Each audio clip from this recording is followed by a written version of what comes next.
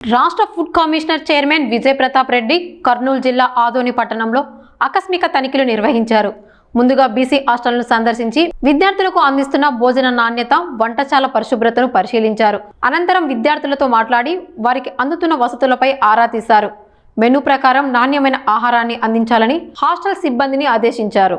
తర్వాత 21వ వార్డులో జరుగుతున్న రేషన్ పంపిణీని తనిఖీ చేసిన చైర్మన్ ఈఫోస్ యంత్రంలో జీరో ఎంట్రీ చేయకుండా పంపిణీ చేస్తున్నట్లు గుర్తించి సంబంధిత రేషన్ డీలర్పై ఆగ్రహం వ్యక్తం చేశారు. నిబంధనలు ఉల్లంఘించినందుకు జరిమానా విధించారు. ప్రభుత్వ నిబంధనల మేరకు పారదర్శకంగా రేషన్ పంపిణీ చేయాలని, లబ్ధిదారులను ఇబ్బందులకు గురి చేస్తే కఠిన చర్యలు తీసుకుంటామని అధికారులు డీలర్లను హెచ్చరించారు.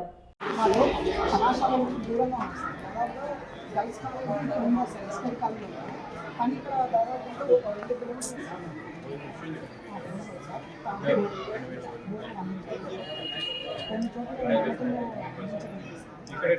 సార్ ఇక్కడ కూడా కొన్ని చోట్ల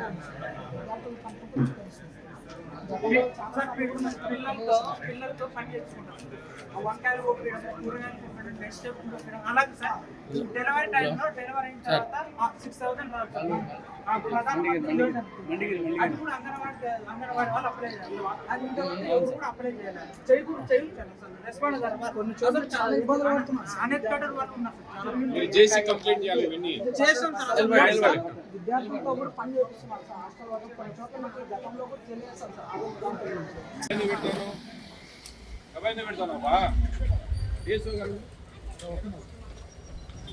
డబ్బా పెడితే ఎట్లా?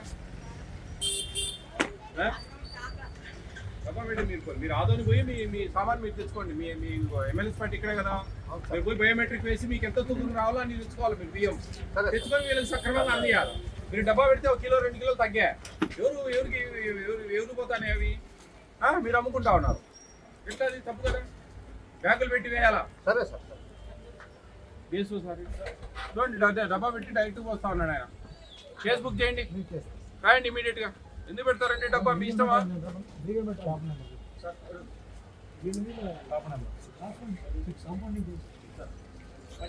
చక్కెరకి ఎంత తీసుకుంటున్నారమ్మా? చక్కెరకి డబ్బులు 20. ఏం బాకీ అబ్బా నీకు? 20 బాకీ నీకు? ఎందుకు 20 తీసుకుంటాను? ఎంత తీసుకోవాలయ్యా నువ్వు? తల తిరుగుతాందా నీకేమన్నా? పని చేయాలనిందా లేదా? చెప్పు. 17 చిల్లర లేకుంటే గూగుల్ నీ ఫోన్ పేలో లేదా QR కోడ్ తీసి కరిపియాడా కొడతారు దానికి. మీరు 17 రూపాయలు చిల్లర తెచ్చిండమ్మా. మీరు చిల్లర తెచ్చిండి 17 రూపాయలు. మీరు దౌర్జన్యాలు చేయొద్దు. తమాషా కాదు ఇది. ఇది పెద్ద ఇష్యూ. మీ ఇష్టం వచ్చినట్టు చేస్తే ఎట్లా? 20 ఎందుకు తీసుకుంటావు నువ్వు? అసలు ఏం బాక్యా నీకు? 3 రూపాయలు ఏం బా? చూడయా పోయి క్వాంటిటీ చూడండి, చెక్ చేయండి.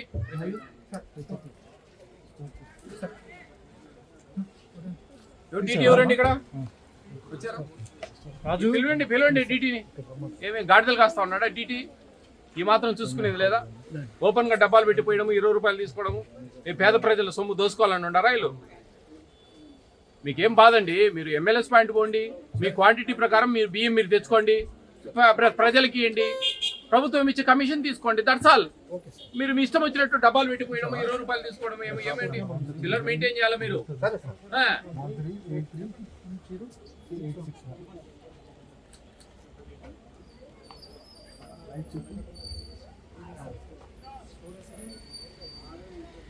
ఎన్ని కార్డులు ఉన్నాయి నీకు?